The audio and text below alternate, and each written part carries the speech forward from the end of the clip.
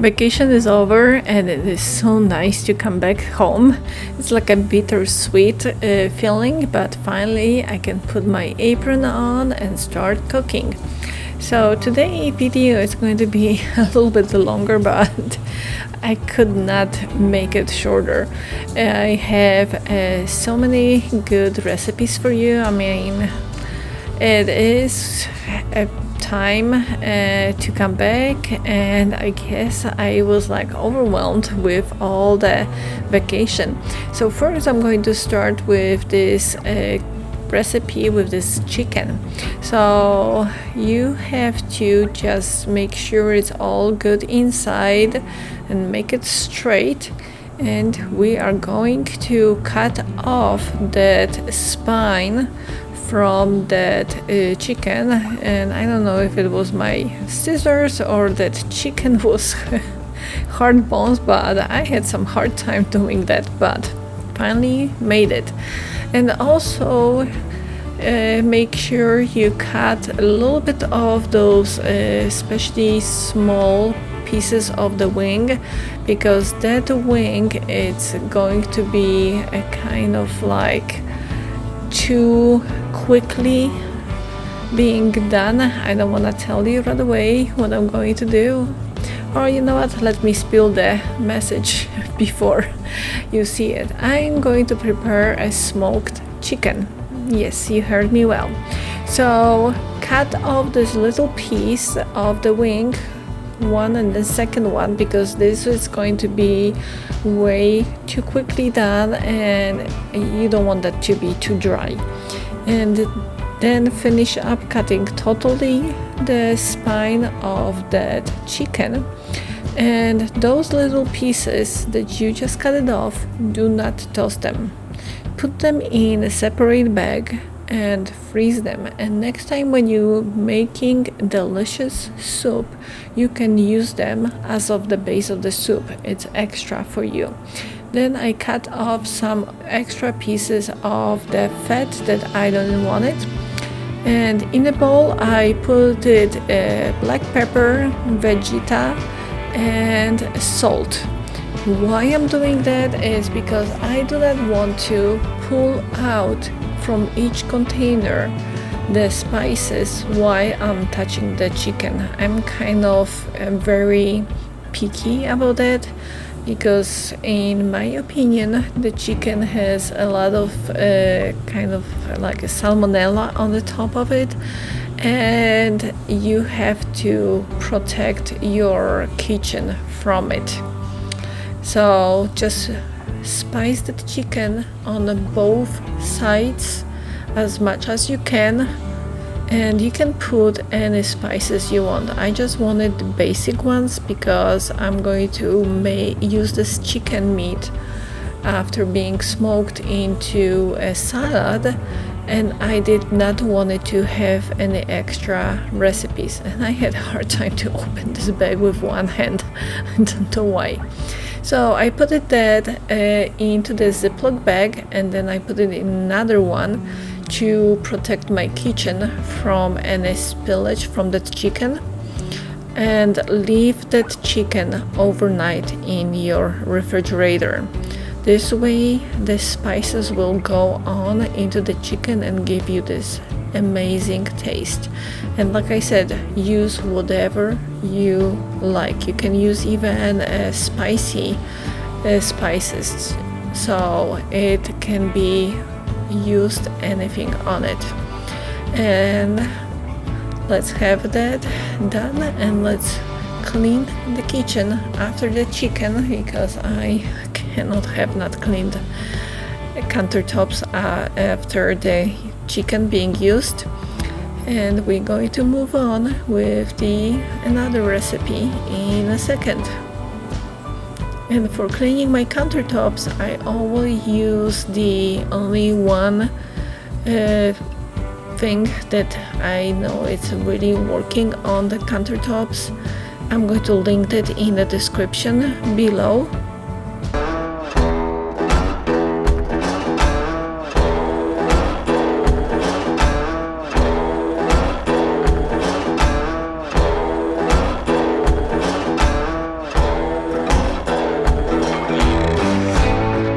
So let's move on to a second dish and recipe. That's going to be a pork shoulder. So I'm just going to get ready everything because when you finish spicing it up, you just wanna pack that in aluminum foil and you are ready with it. So let's unpack it, wash it, and let's have some spices on it. And for all these spices I use salt, pepper, marjoram, and garlic. If you like, you can also adjust your spices. So this is my favorite spices that I do use for the pork, but you can add anything that you like. If you have a special kind of like a wrap seasoning, this is marjoram. It's basically a very common spice that we used a lot in Poland. So of course I do have that in my kitchen. I'm going to add that in the description, that spice for you guys, so if you want to buy it, it's going to be easy accessible for you guys to add. Right, and put those spices of course on both sides of your pork shoulder. And if it's coming to a garlic, I only took the garlic and just I was like in the zone, like what else do I need? Oh yeah, garlic. So just wrap it up, all the spices on both sides, and then I only slice the garlic and I only put it on the top of the pork. I did not want it to have that like all over because I don't want to overwhelm the taste of the pork. So wrap that really good and leave it in the refrigerator overnight or for up to 2 days, and it's going to be done the next day.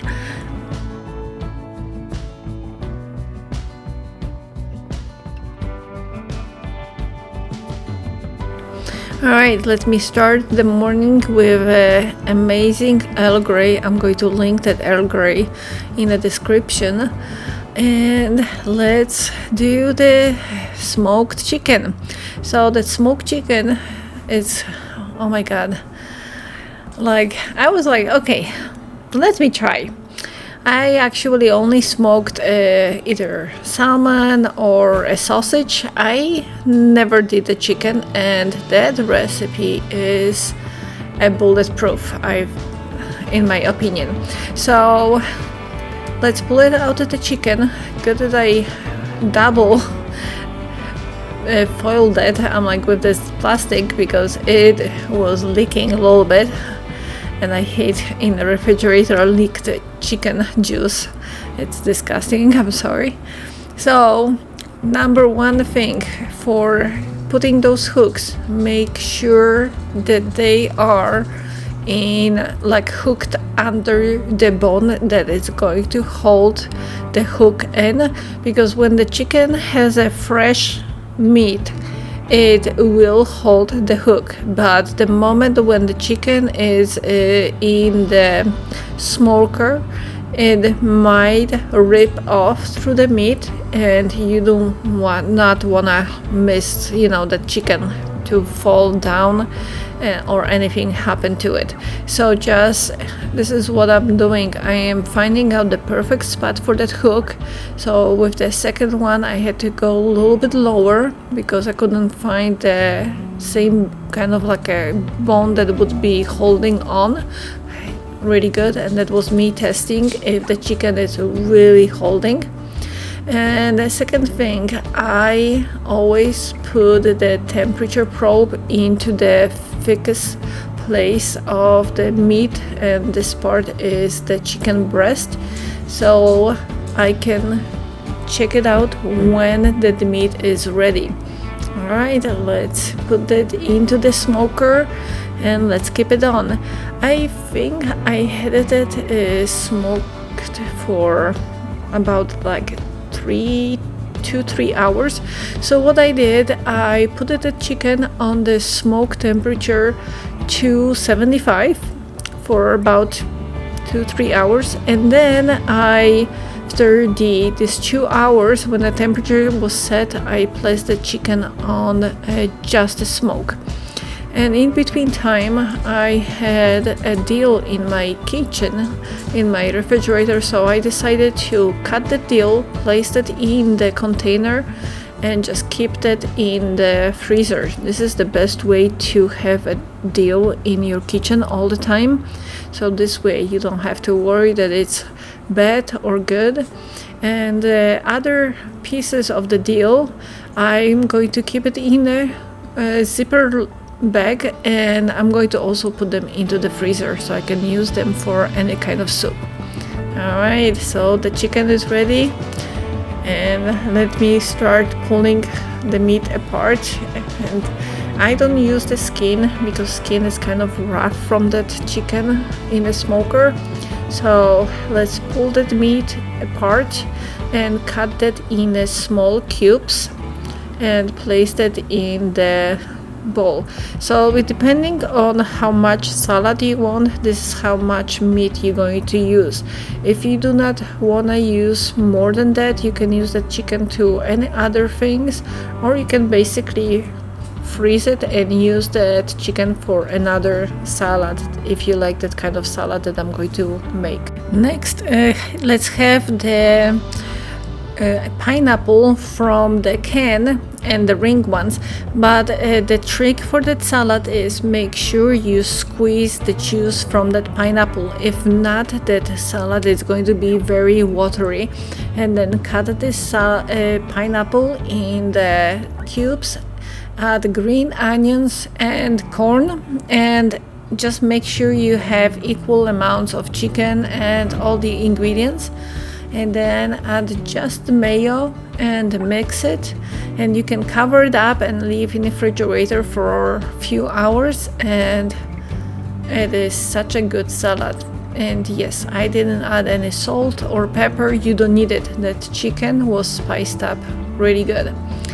Alright, and there is another recipe. So me and my neighbors, we had the Halloween party coming on the patio. So we decided to have some food on it. So I did that salad, and another thing, I did the charcuterie board, and they love when I make that board. So basically for that board I buy any kind of cheese that I might like, or my neighbors, and a bunch of meat, and I also love to use grapes, and I fold them. So usually if you're not sure how to do it, just start with the beginning of the charcuterie board. So the beginning for me is always the middle of the board, and then I go all around it and fold the meat, cut the cheese around, and I just go from like a circle, like in a clock way. And I do cheese, meat, and this way is the perfect combo done. I also like to buy like a dry fruit. So this time I had like a dry mango, and it was an amazing combination, and I highly recommend making a charcuterie board for any parties, because this is such a great idea. And of course I got crazy too much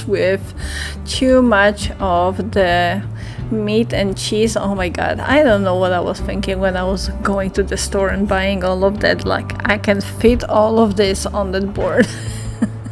Nope, I couldn't. Then I had so much left over of that, but I loved making those boards. So that is it. That's the amazing pieces of the meat and cheese going all together. So that salad and that charcuterie board are the best, in my opinion, for the parties, because just imagine, you just have to get ready quickly. So the salad you can make a day before, and it will be overnight in the refrigerator. and then you can make that piece of art charcuterie board and get ready for the party. So for us it's the party time, and let's get ready.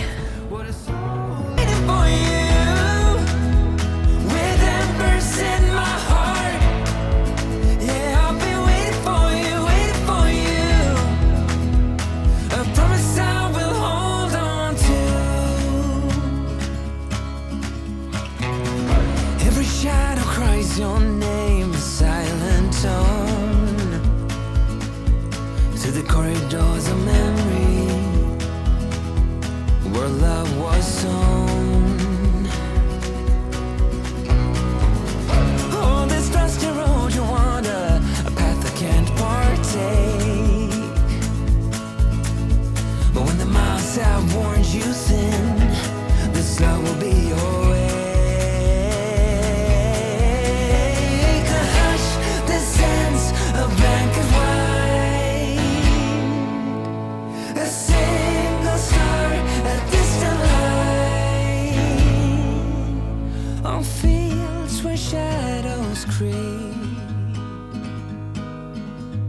This promise I will keep. And I'll be waiting for you, with embers in my heart. Yeah, I'll be waiting for you, I promise I will.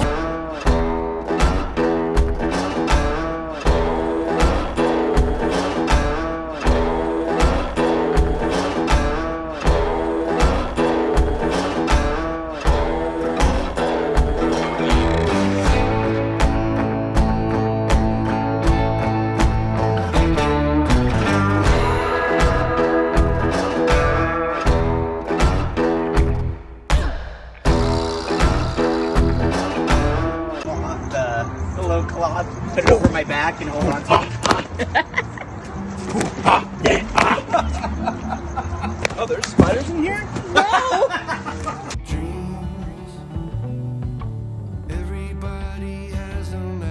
Alright, the next day I started my morning with a cup of coffee. It was such a fun party, but it is time to relax and get the rest as much as you can. So unfortunately, I didn't do that pork day before, so it is time to do it this day. So for that pork, I put it in the baking dish, and then I placed a bunch of sliced butter. And this butter baked with this pork, it gives you this nice moist and flavor to this pork. So that basically is my grandma's recipe. She always did the pork shoulder, but sliced and fried with a lot of butter, and then she was like simmering it with a bunch of more butter. And of course I covered that so good that I couldn't uncover it. Yep. So this is the final result. Check how moist and how soft that is. I baked it at 400 degrees for about 2 hours. The moment when we have over here in US Halloween, and in Poland actually in 1st November we actually celebrate the Day of the Deaf. Something similar to what in Mexico they have, but not quite exactly. So in Poland on November 1st we go to a cemetery and we burn candles on the graves of our close ones that passed away, to remember them, to have like a reverie of their memory of the life they had with us, and kind of like a moment of quiet that families meet by the graves, they being like moments of amazing